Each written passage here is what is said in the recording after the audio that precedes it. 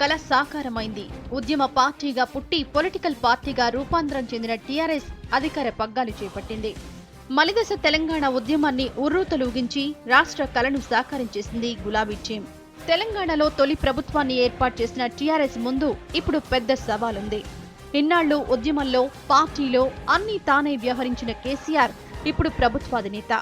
అటు ఆయన సారథ్యంలో పనిచేసిన ముఖ్య నేతలు హరీష్ రావు, కేటీఆర్, ఈటెల, నాయిని వంటి వారు అమాత్యులయ్యారు. ఈ సిచ్యువేషన్లో పార్టీని నడిపించే నేత ఎవరన్న ప్రశ్నకు సమాధానం దొరకడం లేదు.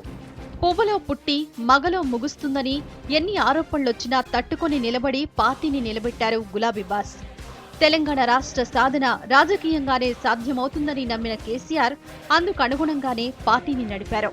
అయితే కేసీఆర్తో పాటు ముఖ్య నేతలు ప్రభుత్వ బాధ్యతల్లో ఉన్నారు. దీంతో ఇప్పుడు పార్టీ బాధ్యతలు ఎవరు స్వీకరిస్తారనే చర్చ మొదలైంది. పార్టీని అన్ని విధాలా ముందుండి నడిపించే నాయకుడు ఎవరనే ఉత్కంఠ ప్రారంభమైంది. తెలంగాణ ఆవిర్భవించగానే అధికారం చేపట్టేందుకు అధినేత వేసిన ఎత్తులు పారాయి. పార్టీ సంస్థాగతంగా బలంగా లేకపోవడంతో ఆపరేషన్ ఆకర్షతో ప్రత్యర్థి పార్టీలకు చుక్కలు చూపించారు. జిల్లాల్లో బలమైన నేతల రాకతో అనుకున్నట్టే పార్టీ బలపడింది. ఈ పరిస్థితుల్లో పార్టీని గ్రామస్థాయి నుంచి బలోపేతం చేయాలని డిసైడ్ అయ్యారు కేసీఆర్.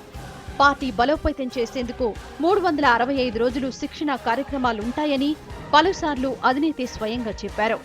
అటు ముఖ్య నాయకుడు పార్టీని, ప్రభుత్వాన్ని సమన్వయం చేస్తారని ప్రకటించారు. పార్టీ అనుబంధ విభాగాలకు క్యాబిన్ల ఏర్పాటుకు తెలంగాణ భవన్లో మార్పులు చేర్పులు చేస్తున్నారు. బూతు స్థాయి నుంచి రాష్ట్ర స్థాయి వరకు కమిటీలు ఏర్పాటు చేసేందుకు కసరత్తు జరుగుతోందని పార్టీ వర్గాల సమాచారం. ఈ వ్యూహాలు బాగానే ఉన్నా వీటన్నింటినీ ఇప్పుడు అమలు చేసే నాయకుడెవరన్నదే తేలడం లేదు. పార్టీ సారథ్య బాధ్యతలు కేసీఆర్ తనయుడు కేటీఆర్ కు అప్పజెప్తారనే ప్రచారం జరిగింది. వచ్చే ఎన్నికల నాటికి రాష్ట్రంలో పార్టీని తిరుగు లేకుండా చేయాలన్నా, తమ చేతి నుంచి జారిపోకుండా ఉండాలన్నా ఇదే కరెక్ట్ అని కూడా పార్టీలో పలువురు అభిప్రాయపడ్డారు. అయితే కేటీఆర్ కూడా ఇప్పుడు ప్రభుత్వంలో కీలకమైన పదవిలో ఉన్నారు.